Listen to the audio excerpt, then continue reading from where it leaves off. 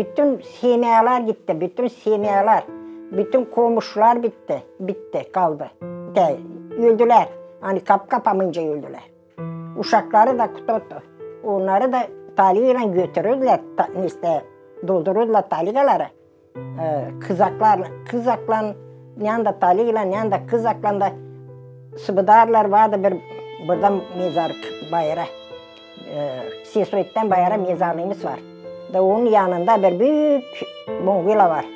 Oraya attılar onları. Kalkım hepsinden büyüktü sonra ben. Sonra da 2 çocuğumuz vardı, 2 kardeşim. Onlar hepsi öldüler, sadece ben kaldım. Sadece ben kaldım.